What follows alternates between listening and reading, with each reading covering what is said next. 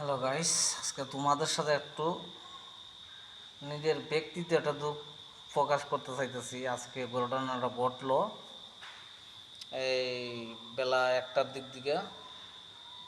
আমি আগে এরকম কোনো সময় সিচুয়েশনে পড়ি নাই, যেহেতু আমার লেখাপড়া নাই, মূর্খ মানুষ, এই জন্য এই ভুলটা করছি। আর যাতে কোনো ভাই এরকম ভুল না করে, আমার মতো মূর্খ যারা আছে তারা যাতে এরকম ভুল না করে, আমার এই ভিডিওটা এই কারণে করা। আজকে বিকাল একটা দুপুর 1টার দিকে আমার কাছে একটা ফোন আসে আমার মোবাইলে। যে প্রথম বললো বিকাশের দোকান থেকে ফোনটা দিছে, যে আমার যে বিকাশের দোকানে যে আমি টাকাটা উঠাইছি, আমার নাম্বারের সাথে আরেকটা নাম্বারের মিল হওয়াতে বললো যে ওই মহিলা টাকা উঠাই নিয়ে গেছে, জাল টাকা দিয়ে গেছে। তো ওই মহিলার আগে মামলা দিতে গিয়া দিয়ে দিছে মামলা আমারে। তে আমি ভাবলাম যে যেহেতু আমার নামে মামলা দিছে, তো ইয়া করা লাগবো, খারিজ করা লাগবো। এখন তারা বলতেছে যে তারা মামলা উঠাইতে গেলে উঠাইতে দিতেছে না, এজন্য পুলিশে ওরা বলছে পুলিশে আমার কাছে ফোন দিবে। আমার কাছে ফোন দিলে যাতে আমি বলি তারা আমার সাথে সমাধানে গেছে, এটা সমাধান হয়ে গেছে, আপনারা যাতে আমার অ্যাকাউন্ট নাম্বারটা খুলে দেন, যে আমার যে নগদের অ্যাকাউন্টটা বন্ধ করেছেন অ্যাকাউন্টটা খুলে দেন। আমি জানি এই কথাটা বলি পুলিশের কাছে।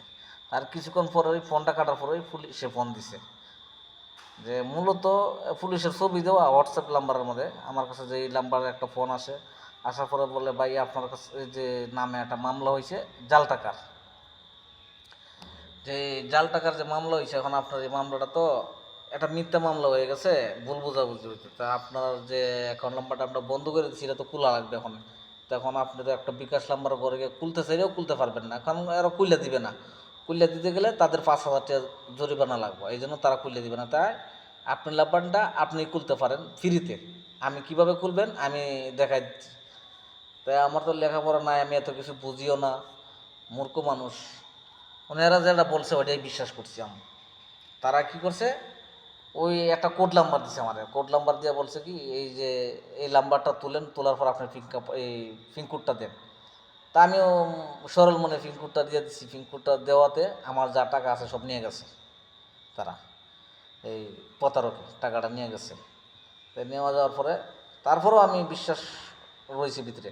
এরপরে আমরা বললো একটা কোড নাম্বার দিচ্ছে 320, 20,000, 20,320, 20,320 একটা কোড নাম্বার দিচ্ছে। যে আপনি বিকাশের নাম্বার করে গিয়া যে এই কোড নাম্বারটা নিয়ে দিয়ে করবেন যে 20,320 টাকা ছাড়েন এই নাম্বারে, ছাড়লে যে ওই দোকানদারে বলবো ভাই কী নাম্বার দিছেন যে টাকা ঢুকে না, যে এই কথা যখন বলবো তখন তুমি বলবো আচ্ছা টাকা ঢুকে না।